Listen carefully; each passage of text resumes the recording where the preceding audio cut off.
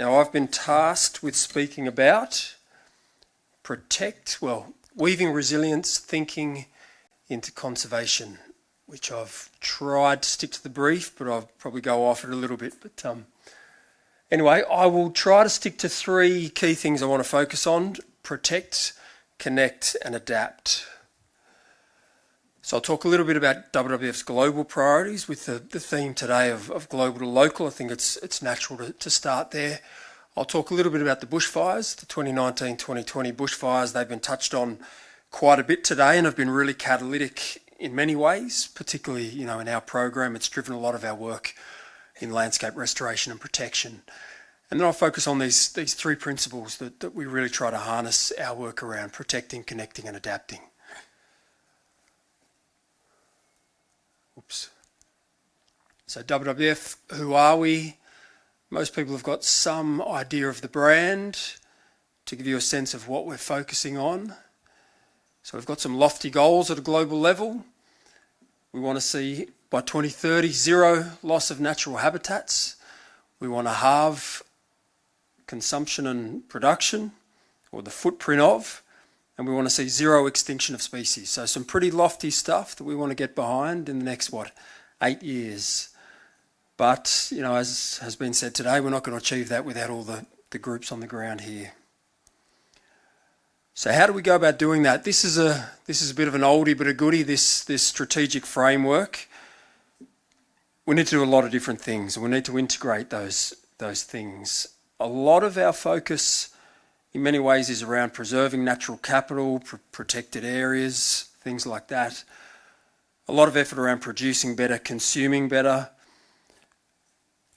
To me, the really interesting stuff, the really important stuff sits on the side here, the equitable resource governance and redirecting financial flows. I think that without addressing those two major drivers of environmental decline and enablers of conservation, then we're never really going to get to the root causes of these issues and tackle these problems at scale. So I want to come back to those things a little bit.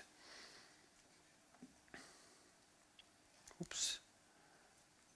And finally, when it comes to WRVF, where do we work? We work in a whole range of different places. One particular framework I've put up here is from a Deforestation Fronts report released in 2021. Obviously, that is where a lot of our terrestrial conservation, our restoration and protection work focuses.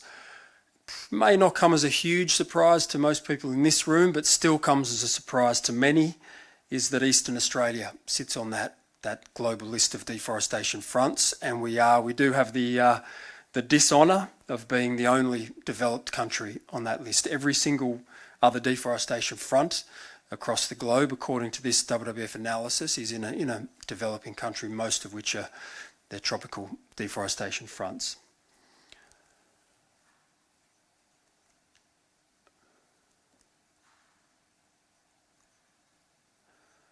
So the 2019-2020 bushfires, they were a wake-up call for many, us included, but of course many people in this room were well and truly underway in their efforts and needed no wake-up call as to the enormity of the task at hand. But I think one thing it did bring front and centre was the impacts of climate change, the impacts of climate change and the need to adapt, that this was not something that was on the horizon that we had 10 or 20 years to prepare for, that this was here and now, and we need to get on the front foot with this. So WRVF was very, very fortunate in our response to those bushfire events. We had a very, very generous response from across our network globally, across the country, that we were able to put significant amounts of investment into that bushfire efforts across the country. And we split our response into really three things. First of all, we wanted to focus on that emergency response phase and getting as much resourcing out to those groups on the front lines working on wildlife response. Secondly, we wanted to pivot to landscape restoration and protection. So where were those areas most impacted, and where were those areas that didn't burn? And what did we need to do to identify those and protect them and to understand why they didn't burn? So that kind of what you might call that medium-term focus was really around three things: protection, connection, and adaptation. Longer term, we're looking at things like reforming biodiversity laws, promoting traditional ecological knowledge, and strengthening climate policy, again to address those underlying drivers. When we look at that middle ground, that that second phase of work, which I'll speak more about today, one thing we want to take out of that is, what can we learn that can inform, that longer term future proofing? What do we learn as far as species adaptation and resilience that can inform how our biodiversity laws are designed and enforced? What can we learn about critical habitat identification and connectivity that can help strengthen climate policy and help us to promote traditional ecological knowledge?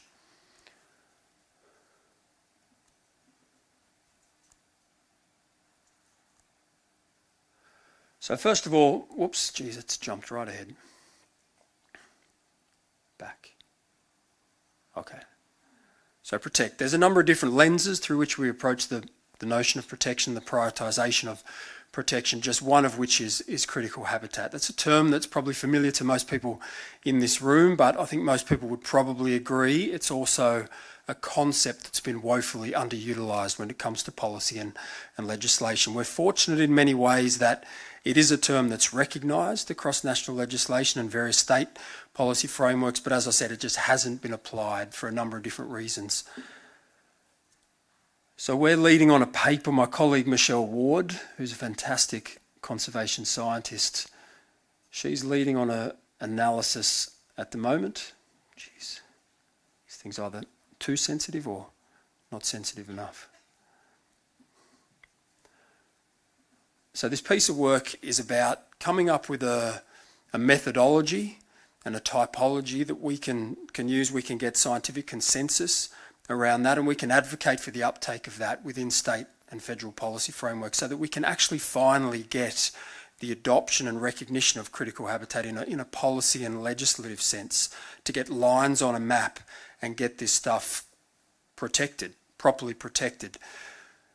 What can that do in terms of the big picture? I mean, everybody here would be well and truly familiar with the State of the Environment report that was released a couple of months ago on the damming statistics there. One that really strikes me, again, led by Michelle and many other conservation scientists, some of whom are probably in this room, is that there were 7 million hectares of threatened species habitat cleared across Australia since 2000, 93% of which was never referred under the EPBC. So we have laws, they're not utilised, they're not designed properly, they're not enforced properly. So getting critical habitat recognised and applied in a consistent way is a really, really strong opportunity to turn that crisis around. So how can this help in terms of climate readiness, climate resilience? One thing that the authors of this paper are really working on is what are the climate projected critical habitats look like? So not assuming the status quo, not assuming what does critical habitat look like now, but what's it going to look like in 5 years, 20 years, 50 years under various warming scenarios, and making sure that that is what is reflected in our policy frameworks.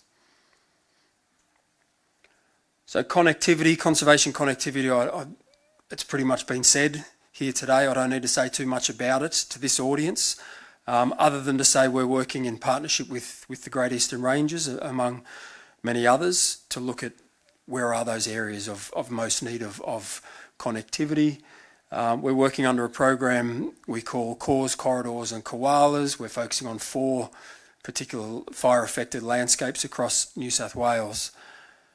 The thing that's of most interest to me, which has been touched on quite a lot today by the likes of Virginia, really is around the metrics and how do we measure this stuff well? How do we correlate and connect the relatively small scale site level interventions that we can afford, whether it's tree planting, assisted regeneration, the various other interventions that GR and others are doing, and they're much, much larger landscape level impacts and benefits, because that to me is so important, not just for evaluation and impact and reporting, but about prioritisation. We've got so much degraded land across the country, so much needing to be done, and so little resourcing, particularly now, but even in the future, we're not going to have enough money to do it all well. So how can we target that investment to get the best return? So getting a good handle on the links between the activities and the outcomes is so important. And so, I think the people in this room are best placed to help come up with those answers, and we need to come up with them as a group, because that's going to drive the outcomes we need. So that's the interest to me in terms of that the bigger picture, the systemic change we need. Then finally, there's the adaptation piece. So what I'll talk about a little bit here is a piece of work where a partnership we have with Greening Australia under the umbrella of Climate Ready Restoration. We're doing a number of things here. We came together, as two of Australia's largest environmental organisations, one focused on fauna, the other on flora. We saw the impacts of the bushfires. We knew we needed to come together, and we thought, what do we need to do? We wanted to get it on the front foot in trying to work out what we can do to give nature a helping hand to anticipate and withstand the impacts of 2 or 3 degrees warming, understanding that those kinds of fires, that severity, the frequency is only going to get worse. So we're working on a number of different things, one of which is we're calling green fire breaks. So really that refers to, I've written down a definition here, planted strips of lower flammability vegetation positioned in the landscape to slow fire spread and reduce risk to biodiversity, to people and to assets. So that's really taking kind of 2 focuses. One led by Greening Australia, which is around climate modelling and demonstration sites, working out, what are those species, what are those planting designs, what are those locations, those typographies, those characteristics that we can help create a scenario where vegetation is not seen as a fire risk, that can debunk those assumptions that trees in the landscape are not a good thing when it comes to fire, and actually look at how can we promote those as a positive. The second aspect of work that we're leading at WRVF is how do we turn that into a product? How do we turn that into something that landholders can adopt and that institutions can invest in? And the really interesting part of this work is the engagement we're having through the banking sector. We're fortunate the NAB Foundation is supporting some of this work, the piloting of this work, and through that relationship, we've established a relationship with the bank itself, and we're having discussions around how land is valued, how trees on farms are recognised, and it's validating a lot of the assumptions and anecdotal evidence that we already knew, which is there is such a disconnect between the institutional policies around how we treat trees on farms and on land with what the science is telling us.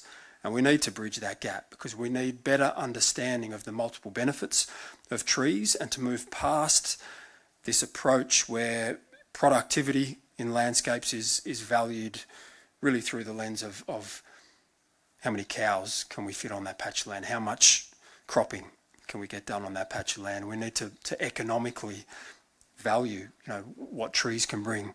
And so the discussions we're having with the likes of NAB are, really game-changing in their potential to turn that on its head, because it's frightening, the way in which these things are approached right now. But we need to give them the science. We need to make it clear that it's not as simple as trees are a fire risk. In some cases they may be, but in many cases they're not. But again, it's the work that Brendan has, put in front of us this morning, what Virginia talked about, these links between biodiversity, ecosystem integrity, climate change, and how we can get that better recognised in an economic sense. That is the kind of work that's actually going to take this work to scale, because otherwise we're just going to be scratching at the margins, and that's not going to get us where we need to get to. I think that's about all I have to say for now, and I've got 38 seconds. Thank you very much.